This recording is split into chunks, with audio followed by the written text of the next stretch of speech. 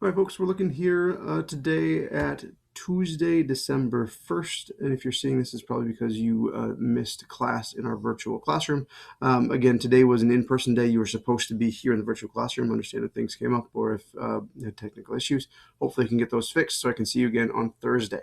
Because again, remember, tomorrow, Wednesday, is going to be an asynchronous day, meaning you'll do it on your schedule. And again, it's just Edpuzzle here. Okay, so tomorrow you'll have a nice Edpuzzle video. It should be ready to go first thing in the morning, so you can get that done throughout the day. And basically, our goal tomorrow is going to be to practice this. So by the end of this video, you'll definitely have all of your notes should be finished and filled in, ready to go. And so tomorrow you're going to start practicing them. So if I hold up a rock, you know what it is, and you can put that in there. Okay. Because our goal is to be ready to go for that rock quiz by Friday. So Friday is the rock quiz. I'll show you a rock and you tell me what it is. You write the name in. Okay. Also, a reminder, Friday is going to be the last day that I accept late work from the Landscape Story Project. So make sure you get the Chapter 2 video done, the Chapter 3 video, as well as that ArcGIS Landscape Story map. Get that turned in correctly. And there's some older Edpuzzle videos you can go back and watch on how to do some of those things as well. Otherwise, if you have questions on that, let me know.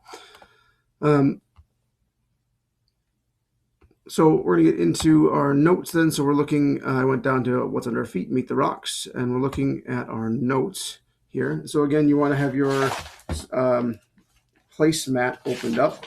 It should look like this. Okay. We've got a whole bunch of them filled in, 9 of them already. We're up to sandstone. Okay. So getting that filled in, again, make sure you're writing the notes on the side, and in the circle you're coloring in and drawing a picture of the zoomed in view. Okay, so here's sandstone. Key things to know about sandstone is that it has sand-sized grains that are stuck together. If you remember back to yesterday, we looked at conglomerate that had like big chunky pebbles, as well as kind of little tiny sand in between them. Sandstone is all of that little tiny sand in between them. Sometimes it does rub off. As I rub it, it kind of makes a mess sometimes. So I do that on my desk. But grains can be any color. Overall, they're kind of reds and browns and tans and grays. And those sorts of colors. Zoomed in close up looks like this here. Okay, again, so as you look closely, you're seeing those sand-sized grains. This one happened to have stripes. Sometimes this happens, but not always. But definitely the key is that they all have that sand-sized grain.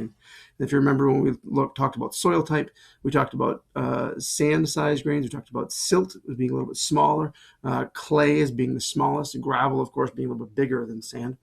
And so all of these are that same size grain.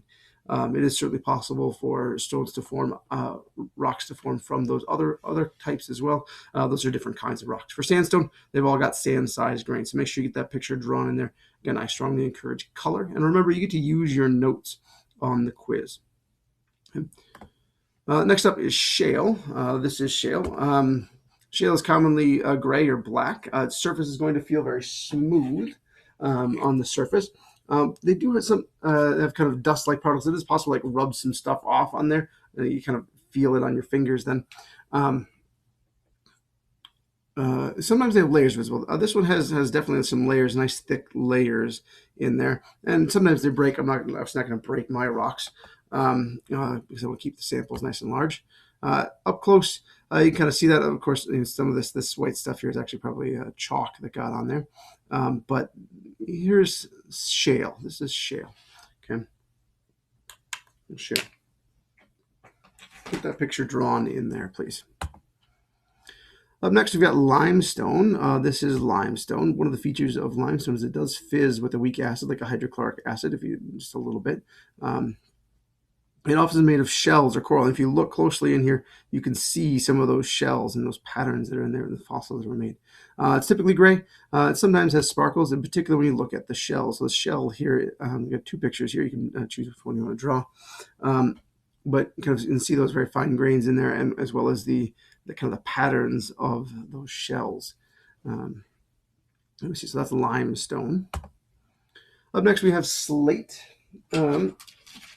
Slate is typically gray or black. It is very hard. It's a very durable rock. It's very thin layers. And you kind of see that in here, how thin those layers, especially when you compare that to shale. So those layers are very, very thin, and it's very hard. It's very, very smooth if you were to rub it here, and it feels very smooth. Um, you can see how smooth it is and how flat and smooth this is compared to something like shale that we saw earlier. But this is slate. Very thin layers, very flat rock, hard rock. Up next, schist. Schist is always sparkly. It's kind of this flat, flaky crystals. They come in different colors. This one we're looking like down on the top here, and the layers are kind of off to the side. They would flake off, like peel up. They're always glittery. Has kind of that layered look and it's very glittery. They often have these purplish garnets in it. You can see there's kind of some on both of these rocks up here. Okay. For this one, I took a picture of this one zoomed in at 30 times zoom, kind of right about there. So I think, and so what we're actually looking at is like here's a layer stacked up on here's a layer stacked up on here. So we're kind of looking down like on the tops of those layers as you go, just so we could actually see it in there. So we can get that picture of schist drawn in your notebook, please. Up next is gneiss. Gneiss is how you say this name. The G is silent, but does need to be there. Gneiss. Okay. Key features of gneiss, it is alternating pink and black stripes. They definitely have crystal sparkles that are visible in there, especially when you look in the zoomed in view here.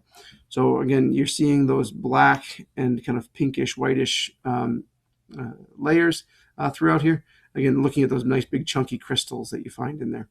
Some whitish, some pinkish, some kind of clear sparklies. The black is very shiny as well. So these are things that we've seen before, but they're all just lined up in this one.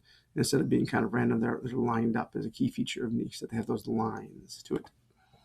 Now next, we're looking at marble here. Marble has lots of crystals that fit together. In fact, from just our regular eye view, we can see those chunky crystals in there. And it's very sparkly. It does fizz with acid, just like limestone. And the colors vary a lot. There's lots of different colors of marble. Most of my samples are white. I do have some pink samples. I think those are at school. But these two, of course, are both white marble. Okay. Up close, it's a little hard to see with the microscope light. It was too bright to actually see. It was too much glare because it was too sparkly. So you can see those big, chunky, sparkly crystals in there. So make sure you get those drawn in there. Some of this stuff, like the black stuff on this is actually dirt from my classroom from being in amongst other rocks and bouncing around. So there's marble. Up next, we're looking at coal. Coal does sort of rub off on your fingers. So if you sit and rub it, it'll turn your fingers black if you work with it enough. It is shiny with a kind of a greasy shine. You can see in there. It's not glassy. This is more like if you're sweating, working hard, need to wash your face, or if you pour oil in a pan. It's that kind of a shiny thing. It does smell like petroleum if you're able to smell it. It's very lightweight, kind of like rhyolite. It's not as light as pumice, okay, but it is one of the lighter rocks that we have. It does break apart fairly easily. Some coal has kind of stripes, or it has this layering in there, but not all. It's not required for it to be coal, but it does happen sometimes. So this is a close-up of this kind of shape over here. You can see that greasy shine to it. Okay. Last rock here is chalk. Chalk comes in kind of white and kind of light gray colors. The dust does rub off in your hands fairly easily. So if I rub the chalk a little bit, I end up with very chalky hands. It's not quite always the same color. Obviously, the sample on the right here is what you'd expect to see in like a classroom chalk using on the chalkboard. But sometimes it's more this chalk, and they kind of use for different things, and kind of you can refine this to make it whiter if you want and get it clean. But it does have a very dull, smooth surface. Is what we're looking at here. So we're going to make sure you get those notes for chalk and draw the picture in your note sheet. This is chalk. Okay. So again, kind of looking forward, tomorrow I'll have a practice tool for you so you can kind of go through and work on naming those rocks and making sure you've got that ready for the quiz. If you can look at a rock and know its name, that's what we want. Thursday, I will expect to see you back in class at whatever time your class happens to be. So please meet live, again, virtual classroom. There's the link right there. Of course, it's also on the distance learning slideshow, as this will get updated every day as well. Okay. If you have questions, please let me know. Final reminder is to look for the moon. Good times to look for the moon tonight and tomorrow is going to be kind of late this evening and early tomorrow morning. I was out this morning kind of right around sunrise and saw the moon. It was still up nice and big and bright. So it is fairly large and easy to find in the sky. So make sure you get out and look for the moon. And of course, make sure you record those observations, please. As always, if you have questions, please let me know. Have a great day.